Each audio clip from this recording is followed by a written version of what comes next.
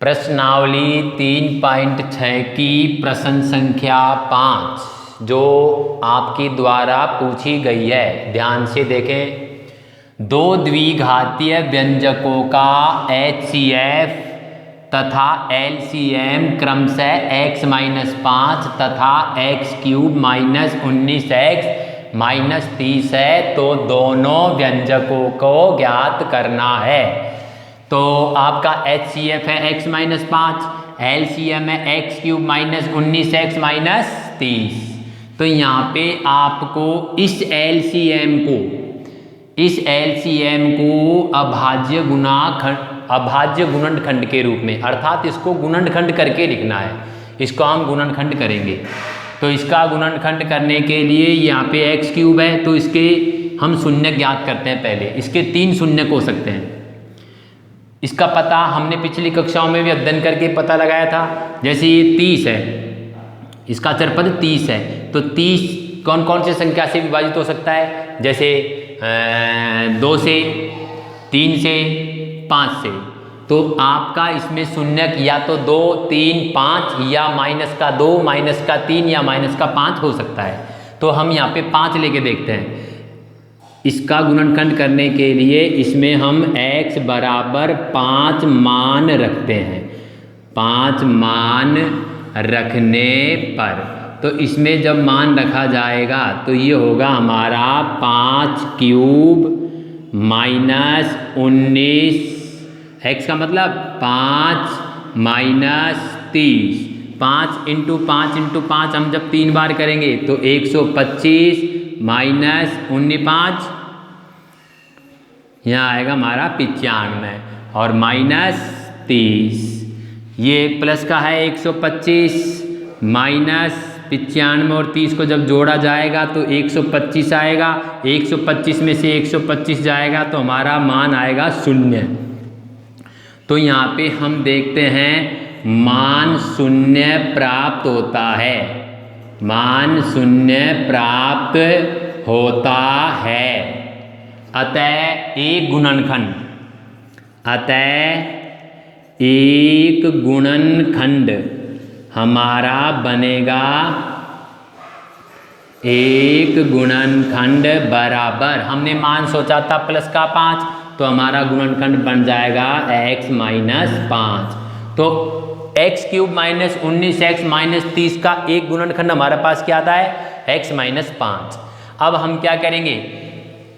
इस व्यंजक में x-5 एक गुणनखंड का हम भाग देंगे। तो यहाँ पे x-5 का हम भाग देते हैं इसमें। x-5 का भाग हमारा जो LCM था इसमें देते हैं, का भाग LCM में देने पर इसमें हम इसका भाग लगाएंगे। तो भाग देना भी आपने पिछले अभ्यासों में सीखा है। तो यहाँ पे आप एक बार और देख लीजिए भाग कैसे दिया जाएगा। तो हमारा जो व्यंजक है x³ -19x -30, इसमें हम एक गुणनखंड x-5 का भाग दे रहे हैं, x-5। तो भाग देने के नियम आप जानते ही हो, पिछले अभ्यासों में भी हमने आपको बताया। तो यहाँ पे x³ प्रथम पद और x इसका प्रथम पद में प्रथम पद का जब आप भाग देंगे तो पहला भाग हमारा जाएगा x² बार, x²।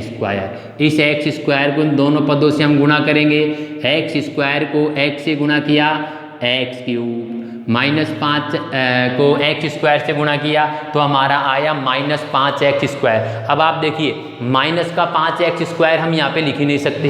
क्यों नहीं लिख सकते? क्योंकि यहाँ पर हमारे पास x² की कोई संख्या ही नहीं है, x² का कोई पद ही नहीं है। तो हम इस -5x² को अलग लिख देते हैं। समझ में आ रही बात?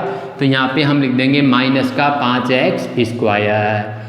अब हम इसको घटाएंगे तो बीजगणित के नियमानुसार नीचे के पदों के चिन्ह बदल जाएंगे, प्लस का माइनस, माइनस का प्लस। ये देखो संख्या समान, चिन्ह समान, पद समान है, चिन्ह समान है, कट जाएंगे।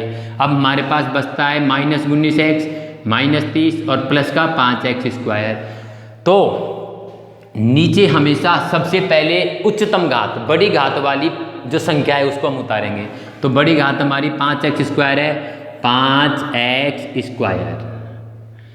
फिर उससे छोटी घात है हमारी 19x। फिर हमारा अचर पद है -30। फिर हम भाग देते समय वही प्रक्रिया को दोहराएंगे। ठीक, तो यहाँ पे हम 5x स्क्वायर में x का भाग देंगे तो हमारा भाग जाएगा 5x बार प्लस का 5x को x से गुणा करेंगे 5x स्क्वायर, प्लस 5x को -5 से करेंगे प्लस माइनस -25x, माइनस के 25x, x वाली संख्या के नीचे हम लिखेंगे। फिर हम वापस इनको घटाएंगे तो चिन्ह बदलेंगे, ये प्लस का है तो काय का हो जाएगा माइनस का। थोड़ा सा आपको ये लाइन नीचे खींचनी है ताकि चिन्ह बदलते समय आपको कोई परेशानी नहीं हो। तो हम यहाँ पे इस प्लस को करेंगे माइनस, माइनस को करेंगे प्लस। ये यहाँ पे संख्या समान, चिन्ह समान, ये कट जाएगी हमारी।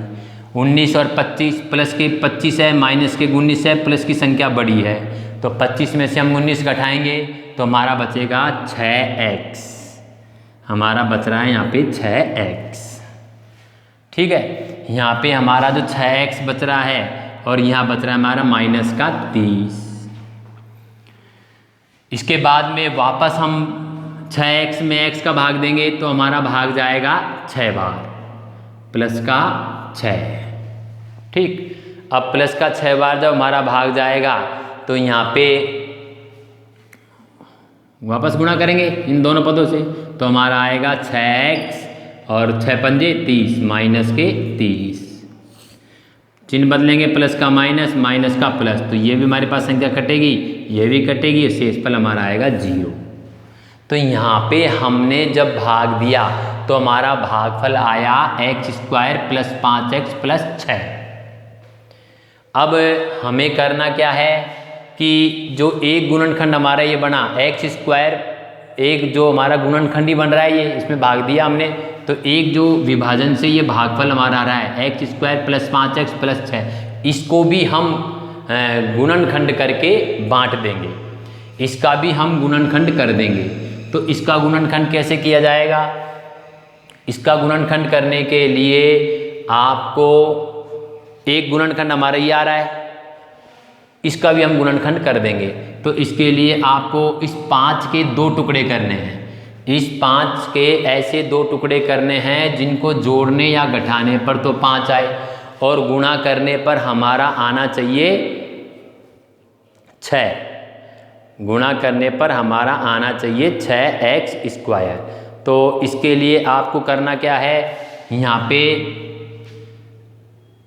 x स्क्वायर, इसके जब हम टुकड़े करेंगे तो टुकड़े होंगे हमारे पास 2x और 3x और प्लस का 6, ऐसे कैसे आ जाएगा, दोनों टुकड़े प्लस के माने जाएंगे।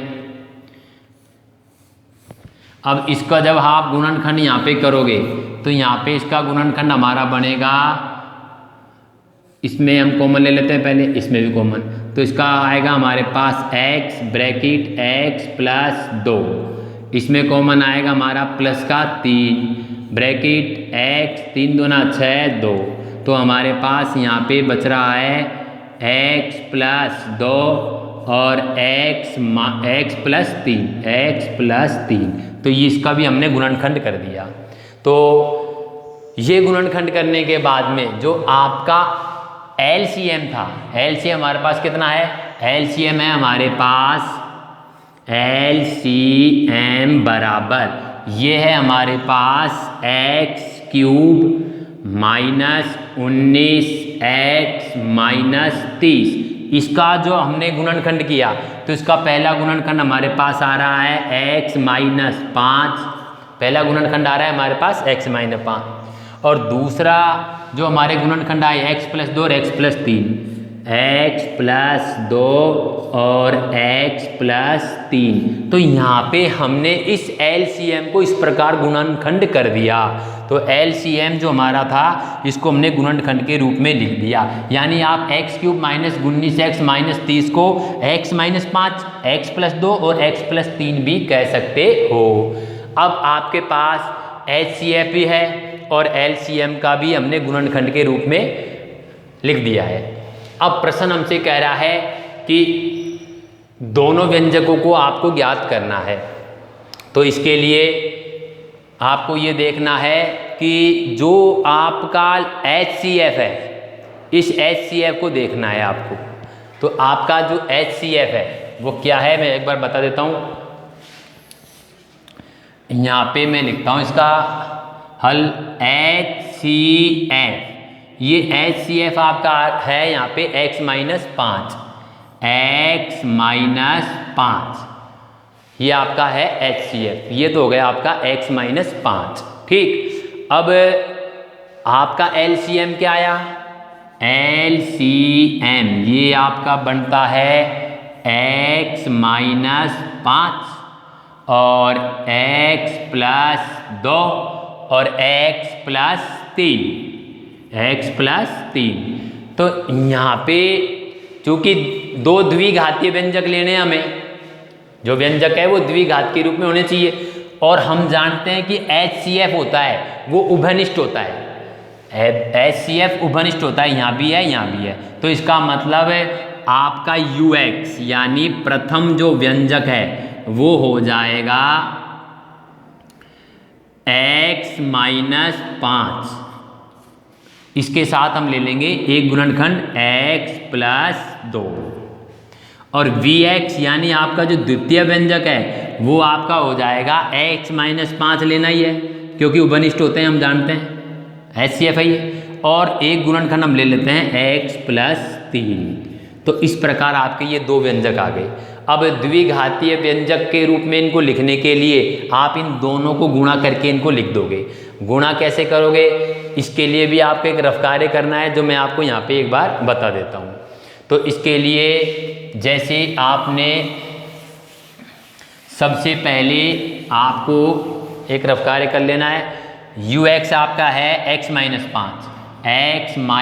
5 और x प्लस 2, इसको आप गुणनखंड कर सकते हो। गुणनखंड कैसे किया जाएगा, मतलब गुणनखंड नहीं, गुणा करोगे इसको। तो गुणा कैसे करोगे, पहले x को आप गुणा करोगे x प्लस 2 से, माइनस 5 को गुणा करोगे x प्लस 2 से, x को x से गुणा किया x square 2x minus 5x plus minus 5 दूना 10। तो यहाँ आया आपका x स्क्वायर, 5 में से 2 गए तो माइनस के 3x और माइनस के 10, ये हमारे पास बचेगा। यानी आपका जो UX है, ये आपका UX यानी प्रथम व्यंजक जो आएगा वो आएगा x square minus 3x minus 10। फिर आपका है VX, तो VX हमारे पास दे रखा है x माइनस 5 x प्लस 3, तो x माइनस 5 और x प्लस 3, इसको भी आप गुणा करके लिख सकते हो। तो यहाँ पे इसी प्रकार गुणा किया जाएगा। x को पहले गुणा करोगे x प्लस 3 से, माइनस 5 को गुणा किया जाएगा x प्लस 3 से। ठीक, तो x गुणा x किया x square plus 3x minus 5x plus minus 5 पे 15। तो यहाँ हमारे पास बचता है x स्क्वायर, 5 में से 3 गए तो हम देखते हैं 2 बचेंगे, माइनस के 2x और माइनस के 15। तो यहाँ पे जो हमारा इन दोनों का गुणनफल आ रहा है, इन दोनों का जो गुणनफल हमारा आएगा वो आएगा x square minus 2x minus 15। तो इस प्रकार आपका प्रथम व्यंजक और द्वितीय व्यंजक प्राप्त हो जाएगा। तो इस प्रकार आप कह सकते हो कि HCF और LCM जब दिए गए हो तो उनको दोनों व्यंजक ज्ञात करने के लिए हमें इस प्रक्रिया को समझना होगा।